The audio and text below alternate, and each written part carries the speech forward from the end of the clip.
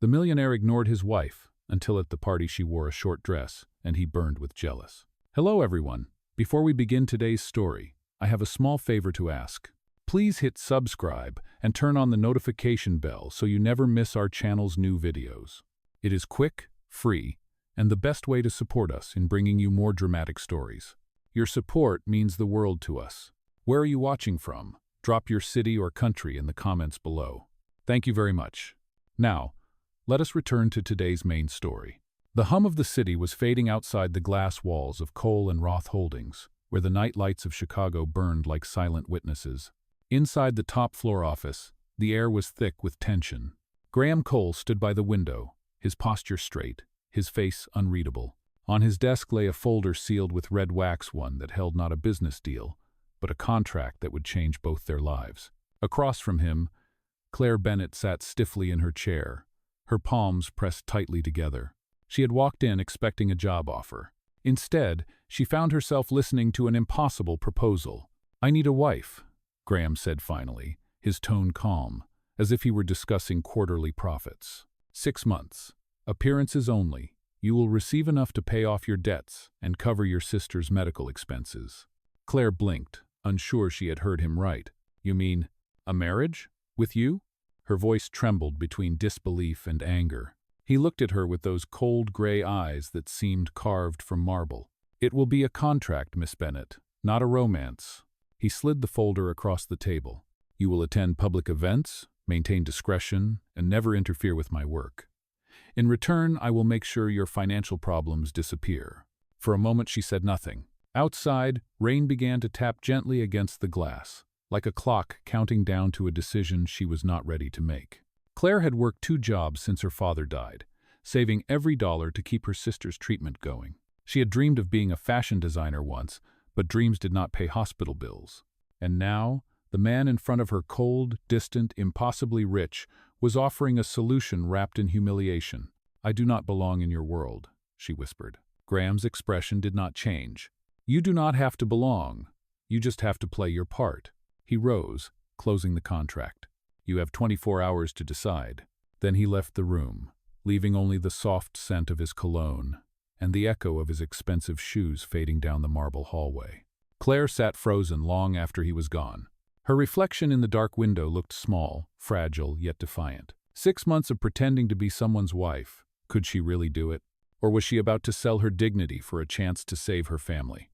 That night, in her small apartment above a laundromat, Claire spread the papers across the kitchen table. The words blurred together through her tears: terms, conditions, penalties for breaking the agreement. Every line screamed cold business, not love. Her sister, Maya, stirred in the next room, coughing softly in her sleep. Claire wiped her face, her decision crystallizing between exhaustion and desperation. The next morning, she walked back into Graham's office. He was already standing, his tie perfectly knotted, a man who lived by precision and control. Without a word, Claire placed the signed contract on his desk. "I will do it," she said, her voice barely above a whisper. He nodded once, as if approving a merger. "Good. The ceremony will be at the courthouse tomorrow at 10. No flowers, no vows, no music."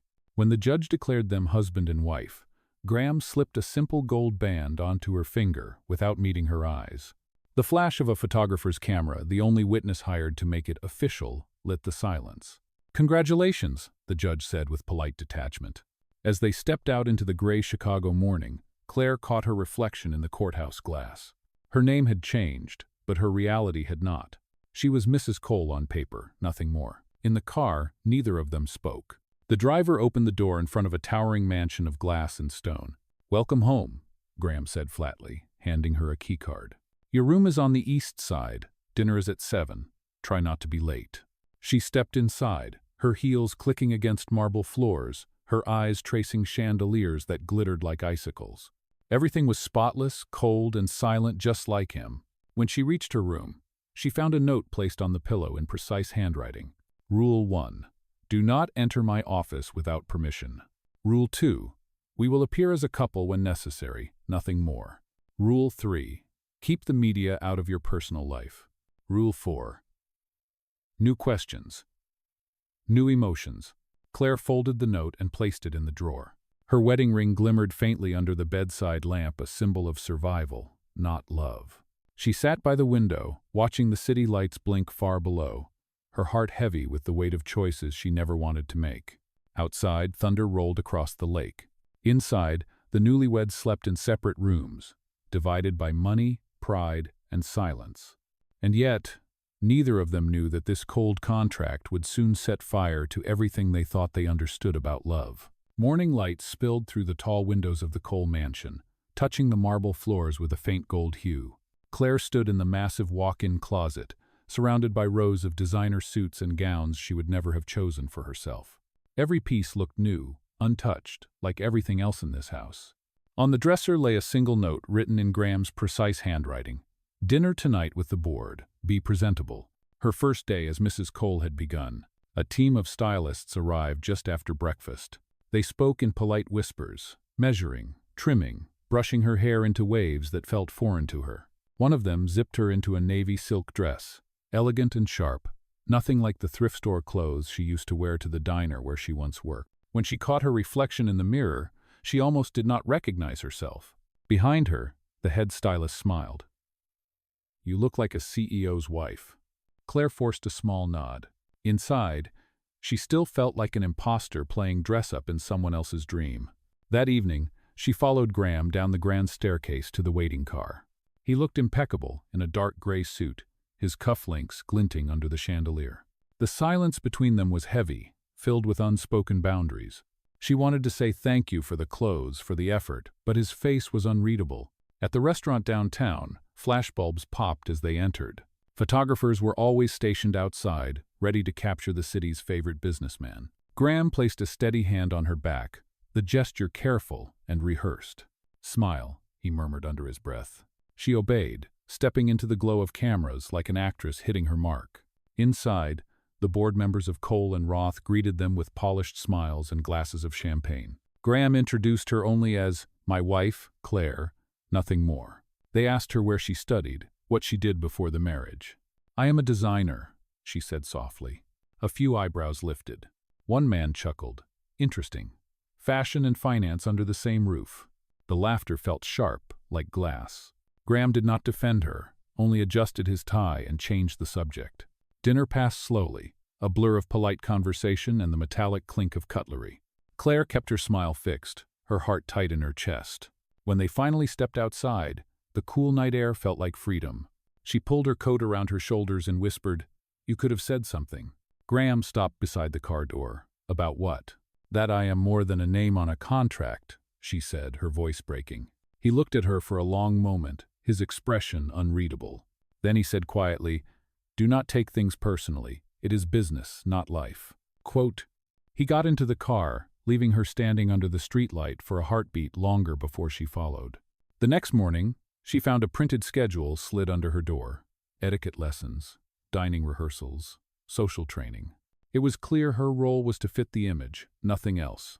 She spent the next week learning how to walk in heels without tripping, how to hold a wine glass by the stem, how to smile without revealing too much emotion. Sometimes she caught Graham watching from the hallway, arms crossed, saying nothing. Once, she saw the hint of a smile when she finally pronounced chateau correctly at a wine tasting. It disappeared the moment she looked his way. Late one evening, Claire sat by the piano in the empty lounge, sketching designs on a scrap of paper. Her fingers moved almost on instinct, drawing lines of fabric and light. The quiet helped her breathe again. She did not notice Graham enter until he spoke. "You still draw." Startled, she turned. "It helps me think." He stepped closer, glancing at the rough sketch of a gown. "You are talented." She shrugged. "Talent does not pay bills. Not in my world." He studied her for a moment. Maybe it should. Their eyes met just long enough to feel something flicker in the cold distance between them. The following weekend, another envelope arrived from his assistant. Gala invitation. Attendance required. It would be their first official appearance as husband and wife in front of the media. The pressure in the house doubled. Stylists returned, photographers prepped, and the mansion buzzed with quiet efficiency. Claire chose a white gown she had modified herself, simple but graceful. When she stepped out of her room, Graham looked up from his phone. For a second, his mask slipped. "You look," he began, then caught himself. "Appropriate." She smiled faintly. That is the nicest thing you have said all week. The car ride to the event was silent except for the hum of the city outside. As they approached the Grand Hotel entrance, flashes erupted once again. To the world, they looked perfect, Chicago's golden couple, but inside the car, between them, there was still a space colder than the night air. Neither of them knew that tonight's gala would become the first crack in their carefully built walls, the spark that would make the line between contract and love begin to blur. The ballroom shimmered beneath a sea of chandeliers, every light bouncing off glass and gold. The annual Carter Foundation Gala was the city's most anticipated event, and tonight, Graham Cole and his new wife had arrived arm in arm. To the crowd, they were flawless, elegant, powerful, untouchable. To Claire, every step felt like walking through a dream she did not belong in. She had spent hours rehearsing the right smile, the right words. Her dress, white satin, with a silver waistline, flowed like water when she moved. Reporters snapped photos as they entered, shouting questions that blended into the soft roar of the orchestra. "Mr. Cole, Mrs. Cole, over here." Graham's hand rested at her back, guiding her gently but firmly toward the cameras. The flashbulbs burst like fireworks, capturing an image that would appear on every magazine cover by morning. Once inside, the noise faded into the hum of 1,000 conversations. Crystal glasses chimed, and waiters moved like ghosts through the crowd. Claire glanced around the grand room, the high ceilings, the string quartet, the smell of champagne and roses. It was a world she had only seen on television, and now she was pretending to belong. "Relax," Graham said quietly, leaning close enough for only her to hear. "You are doing fine." She forced a small smile. "I feel like an exhibit at a museum." His lips twitched, almost a smile. "Then stand tall. People admire what they cannot touch." They made their way to a table surrounded by board members and socialites. Introductions began again, the same polite questions, the same faintly curious looks. One woman whispered, "So this is the designer wife," and another giggled behind her glass. Claire's face stayed calm, but her chest tightened. When a portly shareholder leaned forward and said, "Mr. Cole, you really rescued her from the lower ranks," she froze. Before she could respond, Graham placed his napkin on the table and looked directly at the man. "I would watch my words if I were you," he said, voice cool but sharp. The man stammered an apology, and the table fell silent. For the first time that night, Claire saw something human flicker behind Graham's controlled expression. When dinner ended, a jazz band began to play. Couples filled the dance floor under the glow of the chandeliers. A few guests encouraged them to join, but Graham shook his head. "I do not dance," he said simply. Claire smiled politely to the crowd, then turned away, pretending to study the paintings on the wall. A waiter offered her a glass of wine. She accepted, sipping slowly, her eyes distant. Across the room, she caught Graham watching her. The look was brief, unreadable, but it stayed with her long after he turned away. Later that night, as the event wound down, a woman approached Graham, a tall brunette in a crimson gown, her perfume sharp and sweet. "Graham Cole," she purred, touching his arm. "It has been a long time." Claire recognized the name from Whisper's Madison Roth, daughter of the other half of Cole and Roth. She stood near the buffet table, pretending to look at the desserts while listening. Madison's voice was low, confident. "I heard you finally settled down. How surprising. Marriage was never your style." Graham's tone was polite, distant. "People change. Do they?" Madison's gaze drifted toward Claire. "Or do they just hide it better?" Claire turned away quickly, the glass trembling slightly in her hand. By the time they left the ballroom, her smile felt brittle. In the car, silence stretched between them. Streetlights flickered across Graham's face, still calm, still unreadable. She wanted to ask about Madison, about the way he had gone rigid when she appeared, but the words died in her throat. Instead, she looked out the window and whispered, "You were right. People admire what they cannot touch." He glanced at her reflection in the glass. "Are you angry?" "No," she said softly. "I am just learning the rules of this game."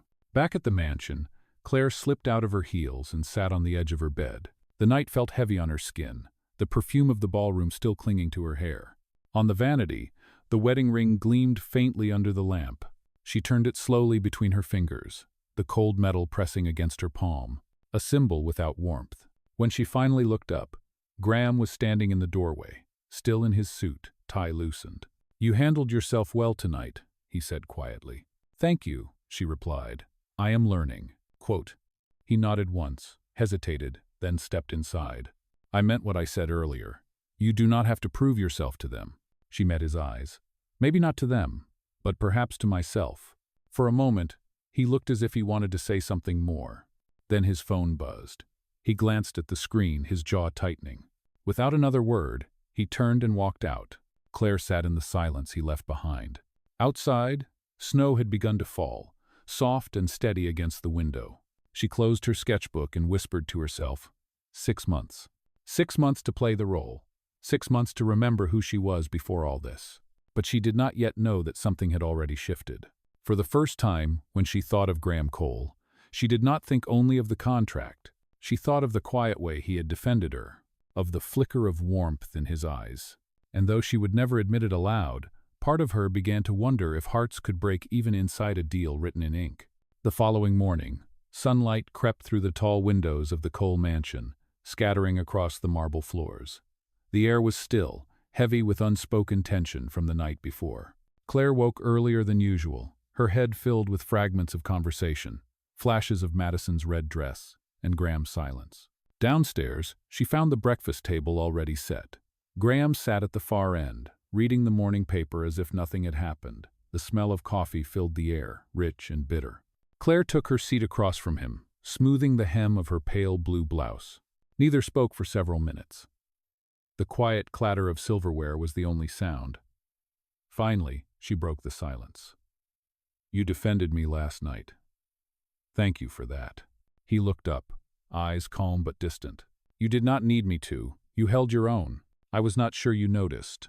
I notice everything, he said softly, then returned to his paper. The response lingered in her chest longer than she wanted to admit. After breakfast, she returned to her studio space, a small converted room she had asked to use for her sketches. Rolls of fabric leaned against the wall, and the scent of charcoal and ink hung in the air. She pulled out her notebook, sketching the dress she had seen in her mind during the gala. It was bold, something she would never dare to wear, shorter, lighter, freer. She smiled faintly to herself. For once, she was designing for no one but her. A quiet knock on the door made her jump. Graham stood there, sleeves rolled up, holding a folder. The press wants an interview with you, he said. I turned it down. Why? Because they are not interested in your work. They are interested in your story. She frowned. And that embarrasses you? It exposes you, he replied. This arrangement is complicated enough without the world prying into it. Claire set down her pencil, the words cutting deeper than she expected. You mean it is complicated for you? He exhaled slowly. That is not what I meant. Maybe not, she said, walking past him. But it is what you feel. Days passed quietly after that. Graham spent long hours at the office preparing for another round of negotiations. Claire poured her energy into designing pieces for an upcoming charity auction, one that would feature local artists. She had applied under a pseudonym L. Bennett, wanting to see if her work could stand on its own. One afternoon, Graham returned home early. He found her in the courtyard, bent over a mannequin, pinning fabric under the fading afternoon light. He stopped for a moment, watching. There was something peaceful about the way she worked, focused, unaware of his gaze. You should take a break, he said finally. She looked up, brushing a strand of hair from her face. Work is how I breathe. He walked closer. You remind me of someone I used to know. She smiled faintly. Someone you cared about? His expression softened. Someone I respected, before I forgot what that meant. For a moment, the air between them shifted. Neither moved, but the silence spoke louder than any words. That evening, the mansion felt warmer somehow. The walls that once echoed now held a quiet rhythm, the sound of two people beginning to see each other differently. Claire caught herself humming while cooking dinner, and Graham, walking past the kitchen, paused in surprise. You cook? I eat, so I cook, she replied with a smirk. For the first time, he laughed, a real, unguarded sound that startled them both. Dinner was simple: pasta, salad, and conversation that drifted into unexpected ease. Graham asked about her childhood, her dreams, her sister. He listened, really listened, something he had never done before. When she mentioned her dream of opening a small design studio, he nodded thoughtfully. You could do it. You have the discipline. She laughed softly. Discipline is easy when you have nothing left to lose. Maybe, he said, but it is harder when you finally have something to fight for. Later that night, as she lay in bed, Claire stared at the ceiling, her heart tangled in confusion. This was supposed to be a business arrangement, but the lines were blurring. The sound of his quiet laughter replayed in her mind, warm and dangerous. Across the hall, Graham sat by his office window, sipping coffee and staring out into the city lights. For the first time since the contract began, the thought of its end unsettled him. Neither of them knew it yet, but the cold agreement that once defined their lives was melting slowly, quietly, into something they could no longer control. The weeks that followed felt strangely calm. The sharp edges between them had softened, replaced by a rhythm that neither dared to name. Graham still left early for work, but now he paused by the kitchen on his way out, offering a quiet, "Good morning." Claire, once invisible in the vast house, had begun to fill it with traces of herself, sketches pinned on the walls, the faint smell of coffee and paint, soft music playing from her phone while she worked. One evening, a storm rolled over the city. Rain streaked the windows and thunder shook the glass chandeliers. Claire sat curled on the couch with her sketchbook, drawing by the flicker of the fireplace. When Graham entered, drenched from the rain, she looked up in surprise. "You are home early," she said. "The roads are flooding." The meeting was cancelled. He pulled off his jacket, his hair damp, his shirt clinging slightly to his shoulders. The scent of rain followed him into the room. He hesitated by the fire, then sat across from her. For a long moment, they listened to the storm outside. Claire flipped her notebook closed and smiled faintly. "You do not seem like someone who enjoys sitting still." "I do not," he admitted. "But tonight it feels right." Code. The firelight danced over his face, softening the usual sternness in his eyes. Something about the quiet felt intimate, like a truce between two people who had spent months pretending not to care. After a pause, Graham asked, "Do you miss it?" "Miss what?" "Your old life." "Before all of this?" She thought for a moment. "Sometimes. It was hard, but at least it was mine." He nodded slowly. "I envy that." She tilted her head. "You envy being poor?" "I envy being free," he said. The admission hung in the air, unexpected and sincere. For the first time, she saw the man behind the perfect suits and controlled expressions, the man who had built walls so high he could barely see the world beyond them. Lightning flashed, illuminating the room. She spoke softly. "Freedom is not about money, Graham. It is about choosing who you want to be." He looked at her then, really looked. "And who do you want to be, Claire?" She met his gaze. "Someone who creates something beautiful, even if no one ever sees it." The room fell silent again, but it was a different silence this time, warm, electric, fragile. Later that week, Claire received an email from the organizers of the charity auction. Her dress design, submitted under the name L. Bennett, had been selected as the highlight of the show. Her heart raced as she read the message twice. It felt like a small victory, one that belonged entirely to her. That night she found Graham in his office, reviewing documents under the dim light of a desk lamp. She hesitated at the door. "I have news," she said. "One of my designs will be featured in the charity auction next month." He looked up, eyebrows raised. "That is impressive. Congratulations." "Thank you." She hesitated. "It is under my maiden name. I wanted to see if I could do it without anyone knowing who I am married to." Something flickered in his eyes, admiration, maybe pride. "You do not owe your success to anyone," he said, "least of all me." Her smile widened. "That might be the kindest thing you have ever said." The following days blurred into preparation. The event would take place at the Metropolitan Hall downtown, a glittering venue filled with journalists, investors, and the city's elite. Graham offered to attend with her, and for the first time, she accepted not out of obligation, but because she wanted him there. The night of the auction, Claire wore a gown of her own, making a deep green satin dress with open shoulders and a modest slit along the side. It was elegant yet bold, a reflection of how much she had changed. When she stepped out of her room, Graham stopped mid-sentence on a phone call. His words faltered. "You look—" He caught himself, his usual composure slipping. "Incredible." She laughed softly. "Do not sound so shocked." The gala was breathtaking. Under the glass dome ceiling, chandeliers reflected over marble floors. Guests mingled, champagne flutes in hand. When Claire's design appeared on stage, the room buzzed with admiration. Her heart swelled as she watched the model walk beneath the lights. It felt unreal, her name announced, her work celebrated. Graham leaned close and whispered, "You deserve every bit of this." For a fleeting second, the crowd faded away. She turned to him, smiling. "You almost sound proud." "I am," he said quietly. The auction ended late. As they walked toward the car, flashes from photographers lit the night sky. One reporter called out, "Mr. Cole, how does it feel to have a wife more popular than you tonight?" Graham chuckled under his breath. "It feels right." In the car, the air between them was softer, charged with something unspoken. Claire rested her hand on her lap, and after a moment, Graham's fingers brushed against hers. Neither pulled away.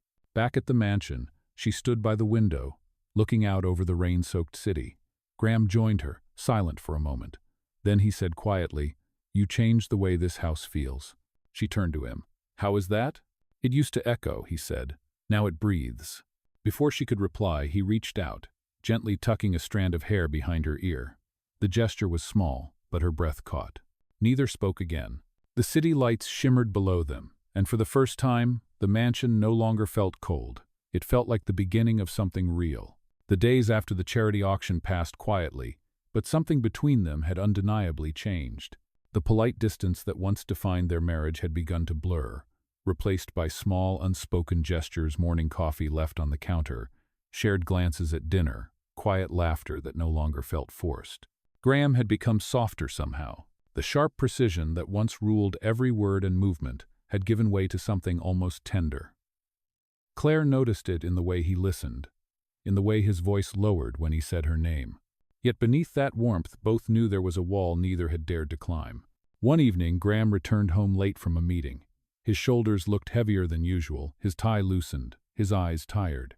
Claire was in the study, sketching under the glow of a small lamp. She looked up when he entered. "You look exhausted," she said. He sighed and set his briefcase down. "It was a long day. The merger is falling apart. Madison Roth is using every opportunity to undermine me." Claire closed her sketchbook, studying him. "I thought she was your partner." "She was," he said quietly, "and maybe that is the problem. She thinks she still is." For a moment, the air hung thick with the weight of old history. Claire felt an ache she could not name. "You do not have to handle everything alone, you know." He smiled faintly. "That is all I have ever done. Maybe that is why you look so tired," she whispered. Their eyes met, and in that silence, something unspoken passed between them. Trust, maybe, or something dangerously close to it. The following week, Graham invited her to accompany him to a company retreat at the lakeside estate of a major investor. It would be a weekend of formal dinners and strategic conversations. Claire hesitated, but he insisted. "It would mean something to me if you came." When they arrived, the air was crisp, the lake silver under the afternoon sunday. The mansion buzzed with laughter, champagne, and the faint hum of an orchestra playing near the terrace. Claire wore a soft gray dress that moved with the wind, her hair pinned loosely at the back. Throughout the evening, she watched Graham navigate the crowd, confident, charming, every inch the man the world admired. Yet his eyes often drifted toward her, as if seeking something grounding in her quiet presence. Later, as the guests filtered out to the garden for dessert and speeches, Graham disappeared briefly to speak with an investor. Claire wandered toward the balcony overlooking the lake. The night was still, the moonlight spreading across the water like glass. She exhaled softly, letting the cool air brush her face. Then a familiar voice broke the silence. "You must be Claire Bennett," Madison Roth said, stepping beside her with a smile that did not reach her eyes. She wore a crimson gown again, her diamond earrings glittering like shards of ice. "I have heard so much about you," Madison continued. "It is interesting how fast things move when you carry the right name." Claire stayed calm. "Names do not make people, Miss Roth. Actions do." Madison's smile faltered. "How poetic. But do not fool yourself. Men like Graham do not fall for sentiment. He does not fall at all." Before Claire could respond, Graham's voice came from behind them. "Madison, that is enough." Madison turned, startled. Graham's expression was hard, his voice steady but cold. "You are at my house, at my event, and you will show my wife the respect she deserves." Madison's face flushed. "Your wife? Or your contract?" Graham took a step closer. "That contract is none of your concern." Quote. For a moment the air around them froze. Madison's smirk returned, sharp and brittle. "We will see how long it lasts." She turned and walked away, heels clicking across the marble. Claire stood there, breath unsteady. Graham looked at her, the anger in his eyes fading into something softer. "I'm sorry you had to hear that," he said. She shook her head. "Do not apologize for her." He hesitated, his hand brushing hers. "I am not apologizing for her. I am apologizing for me, for making you part of a life you never asked for." She looked up, the wind catching her hair. "You did not make me anything. I chose this." For a long moment, neither moved. The night hummed quietly around them, the distant laughter of guests blending with the sound of the waves below. Then Graham said, almost in a whisper, "Claire, I do not know when it happened, but you have become the only part of this that feels real." Her heart pounded in her chest. She wanted to answer, to say something that matched the weight of his words. But the sound of applause erupted from inside the speech had ended. They both turned toward the light, the moment slipping away. On the drive back to the mansion that night, neither spoke, yet the silence between them was no longer cold. It was charged, fragile, alive. When they reached home, Graham walked her to the front steps. "Thank you for being there tonight," he said quietly. She smiled, her eyes soft. "You are welcome." He hesitated, as if he wanted to say more, but instead he reached out, his fingers brushing the back of her hand. "Good night, Claire." "Good night, Graham." She watched him disappear down the hallway, his footsteps fading into the distance. Then she turned toward the window, her reflection faint in the glass, her heart caught somewhere between fear and hope. Outside, the storm clouds rolled in again, but inside the mansion, for the first time, something began to glow, a warmth that no contract could explain. The following days moved quickly, but beneath the calm surface, something darker was forming. Graham spent most of his time at the office, fighting to save the merger. Claire could tell something was wrong. His calls grew shorter, his temper sharper, and the tension that used to live in the walls of the mansion returned like an old ghost. Late one night, she walked past his office door and heard voices. Graham was on the phone, his tone clipped and low. "No, Madison," he said firmly. "That was never part of the deal. You will not drag Claire into this." He paused, listening. His jaw tightened. "If you leak that, you will destroy everything we have built." The line went dead. For a moment, he sat in silence, then slammed the phone onto the desk. Claire stepped away from the door before he could notice, her heart pounding. She did not need to hear the rest to understand Madison was not finished with him. The next morning, headlines flooded every major business site. Rumor of contract marriage between Graham Cole and fashion designer Claire Bennett. Her hands shook as she read the words. The article listed private details, timelines, bank transfers, and photographs from their wedding at the courthouse. Someone had leaked everything. Graham arrived home within the hour, his face pale but steady. "It was Madison," he said before she could ask. "She went to the press. She wants control of the company back, and she knows how to hurt me." Claire dropped the tablet on the couch. "Hurt you? She humiliated me." "I know," he said quietly. "I am trying to contain it." "Contain it?" she repeated, her voice trembling. "You think this can be managed with a press release? Everyone knows I was paid to marry you. They will think I used you." He took a step closer.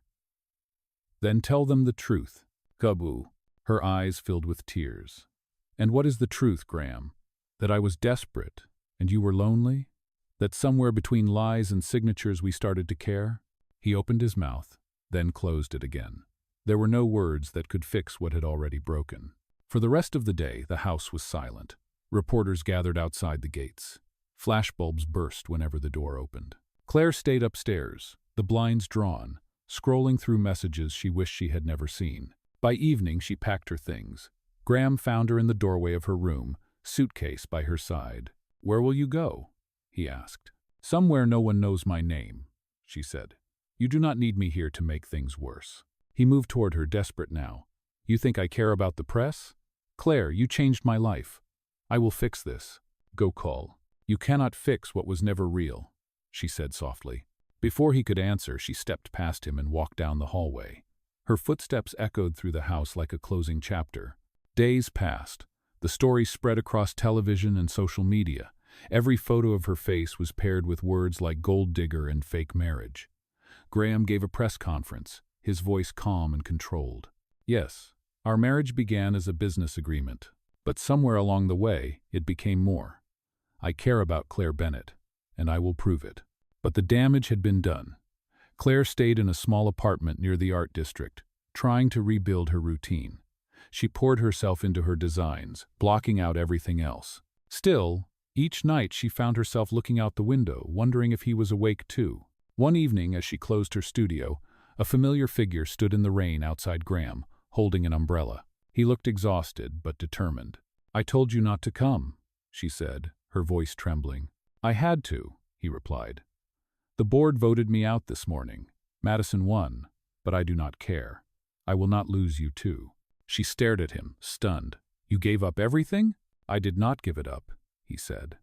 "I finally realized what was worth keeping."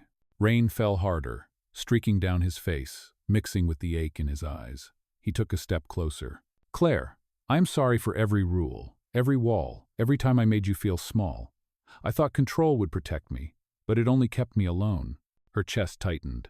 "And what about the contract?" He reached into his coat and pulled out the folded document, now soaked through. Without a word, he tore it in half. Then again, the pieces falling to the ground between them. "No more contracts," he said. "No conditions. No lies. I love you." The words hit her like a shock. For months, she had dreamed of hearing them, but now they felt too heavy, too fragile. She shook her head, tears mixing with rain. "You cannot just say that because you lost everything." He stepped forward, voice low but certain. "I am saying it because losing you is the only thing that would break me." For a long moment, neither moved. The storm raged around them, thunder rolling over the city. Then Claire dropped her umbrella, letting the rain soak her completely. Slowly, she reached for his hand.